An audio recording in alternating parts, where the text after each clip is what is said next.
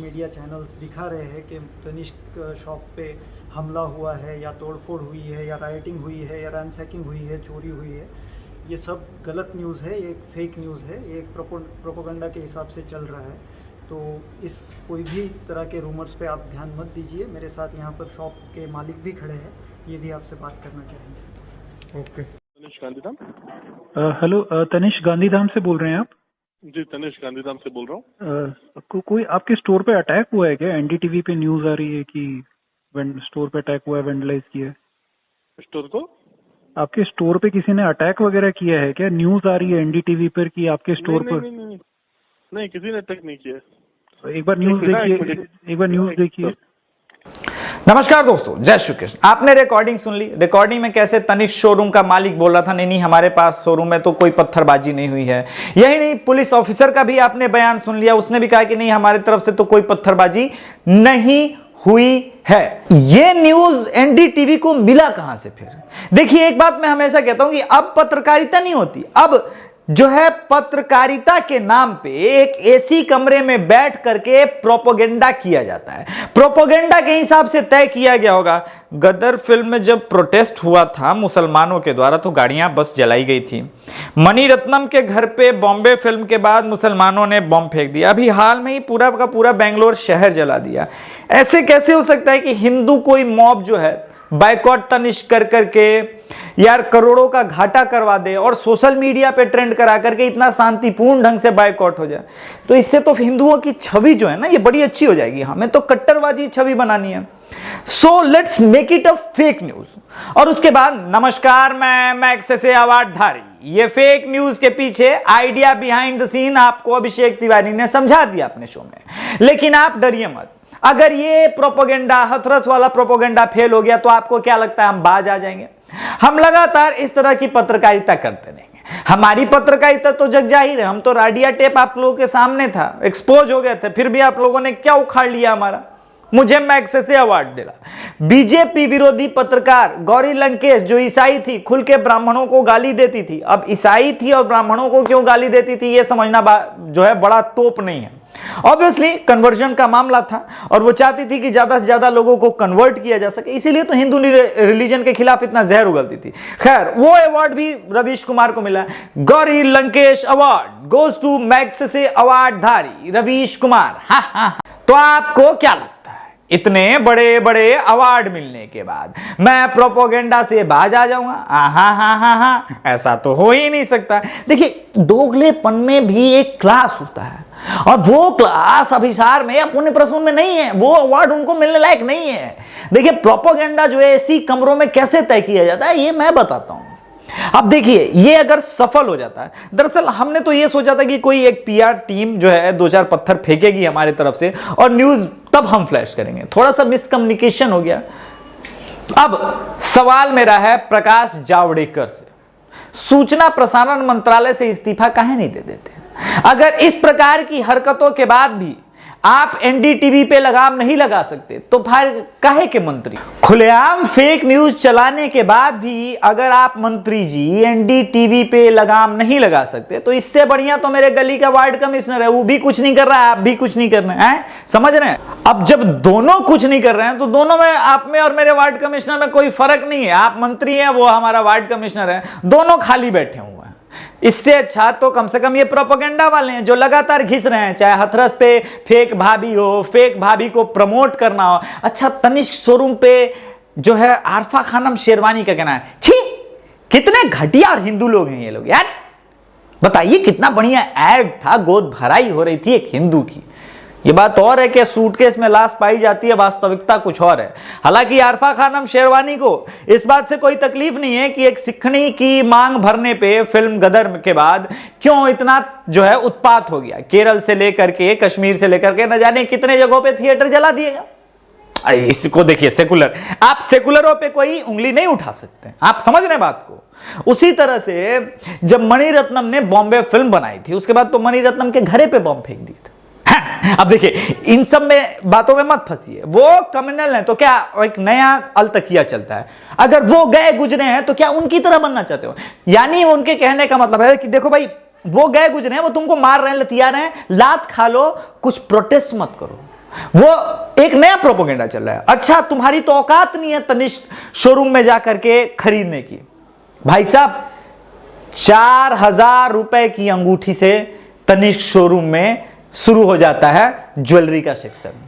अब आप हिंदू शादी समझ लीजिए, बुर्का में नहीं शादी होता, आप समझ रहे बात को। तो हिंदू शादियों में मांग टीका से लेकर के, कानबाली से लेकर के, नथिया से लेकर के, रिंग से लेकर के, कोई भी जो मिडिल क्लास है ना, कम से कम 3, 3.5, 4 लाख का जो है ना ज्वेलरी खरीदता है। तो आप अपने आप को अपडेट कीजिए। रवीश कुमार के हिसाब से चलेंगे तो बाइकॉट का ठीक से मतलब नहीं समझेंगे। जिस प्रकार से लगातार सनातन धर्म पे लोगों को, जिस प्रकार से लगातार सनातन धर्मियों को अटैक किया जा रहा है और लगातार बताया जा रहा है ये फंडामेंटलिस्ट होंगे, उसके पीछे बिहाइंड द सीन केस समझिए। ऐसा नहीं चलेगा कि सामने वाले लोग कट्टरता दिखाएंगे और दूसरी तरफ के लोग चुपचाप मुंह में टेप लगा के रखेंगे। 1 दिन, 2 दिन, 3 दिन, 4 दिन, 10 दिन हो सकता है, पर ये लगातार नहीं हो सकता। और हमारे साथ लगातार ये अप्रोच लाइन बना दी है कि हिंदू कुछ नहीं बोलेगा, उसके देवी देवताओं को गाली दे दो, गणेश भगवान को गाली दे दो, कोई कुछ नहीं बोलेगा। सीता माता, राम भगवान को गाली दे दो कॉमेडी के नाम पे, कोई कुछ नहीं बोलेगा। कुणाल चामरा से लेकर के स्वरा भास्कर तक सब चुप है, मम है, खुश है, कोई दिक्कत नहीं है। ये हिंदू जो है बाइकआउट कर रहे हैं, कुछ दिन में लाइन पे आ जाएंगे। परंतु आपको एक मैं चीज याद दिला दूं, स्नैपडील, आपको याद होगा ये आमिर खान का असहिष्णु वाला बयान, उस वक्त वो ब्रांड एम्बेसडर था और हिंदुओं ने कहा भाई हटा दीजिए, स्नैपडील को हटा दीजिए, नहीं माने। बाइकॉट की ऐसी मुहिम चली कि लोगों ने अपने फोन से स्नैपडील जो है वो बाहर कर दिया। अब स्नैपडील बाहर कर दिया, अमेजॉन और फ्लिपकार्ट उनके पास था, तो उससे शॉपिंग चालू हो गई। और स्नैपडील जो 2014-15 में 650 और 450% के ग्रोथ पे था, वो नीचे धड़ाम से गिरा और आज तक उबर नहीं पाया। तो यह मत कहिए कि मिडिल क्लास कॉमन मैन के बाइकॉट में दम नहीं है, उसके बाइकॉट मुहिम में बहुत दम है। एक टकला है प्रतीक सिन्हा जो हर एक दूसरे तीसरे वीडियो में कहता है ये फैक्ट चेक, ये गलत है, ये गलत फेक न्यूज है, फेक न्यूज है। हम सोचे कि एनडीटीवी यार इतना गलत फेक न्यूज फैलाया है कि कच्छ के जो है गांधीधाम में अटैक हो गया तनिष्क ज्वेलर्स पे, तो यार कम से कम अल्ट न्यूज पे जो है फैक्ट न्यूज तो आया होगा, लेकिन ले लोटा टकला शायद सो रहा था, टकलवा सो रहा होगा, प्रतीक सिन्हा मस्त खराटा लेके सो रहा था। ऐसी न्यूज पे अक्सर खराटा ले ही लेना। अब फेक न्यूज पे स्वरा भास्कर भी एक्टिंग करने लगी, उसने बोला अच्छा फेक न्यूज फैला एनडीटीवी ने, आई थिंक अपॉलॉजी तो बनती है एनडीटीवी की तरफ से, यू शुड अपॉलोजाइज, ओके। बाकी जी न्यूज को हम सिर्फ इसलिए गलत कहेंगे क्योंकि उसने एक 2000 के नोट में चिप होने की बात कही थी, जिससे ट्रैक किए जा रहे थे जो है स्मगलर्स या फिर जो जमाखोरी कर रहे थे वो लोग ट्रैक किए जा रहे थे। इस फेक न्यूज से किसी के घर में क्लेश नहीं हुआ, पर जो एनडीटीवी ने फेक न्यूज क्रिएट किया, ये 2 समुदायों को लड़ा सकता था, ये दंगा करवा सकता था। झूठी खबरें जानबूझ करके हिंदुओं को, हिंदू प्रोटेस्टर्स को डिफेम करने के लिए इस तरह की खबर जो एनडीटीवी ने चलाई, उसके बाद तो नमस्कार, मैं रवीश कुमार, हमारे साथ जेएनयू के एसोसिएट प्रोफेसर श्री दंगाई कुमार है। तो ये बताइए कि ये जो फेक न्यूज था चला कहां से? वेल देखिए, ये फेक न्यूज जो है हमें प्रतीक सिन्हा से पूछना पड़ेगा, वो सो रहा है। आप बताइए, फेक न्यूज चला था, हम एक्सेसिव अवार्डधारी, हमारी भी कोई जिम्मेदारी है जी, बताइए कहां चला। ये एक ह्यूमन एरर था, तो ये एक ह्यूमन एरर था, इसके लिए हम अपने चैनल पे छोटी सी पट्टी सी लाइन पे चला देंगे कि भाई ये जो है फेक न्यूज था। ये बात और है कि जब हमने बताया था बड़ा कूद कूद के बताया था कि ये तो फेक है, ये जो है अटैक कर दिए, तो यही कुल मिला के एनडीटीवी का प्रोपेगेंडा है। बाकी दोस्तों, तनिष्क को लेकर के आप इतनी जल्दी में मत आइए। अगर वो अपॉलॉजी मानता है और ऐसे लोगों को जिन्होंने इस तरह का घटिया विज्ञापन बनाया था उनको बाहर करता है, तो टाटा एक अच्छी कंपनी है, राष्ट्रवादी कंपनी है, और रतन टाटा जी काफी राष्ट्रवादी है।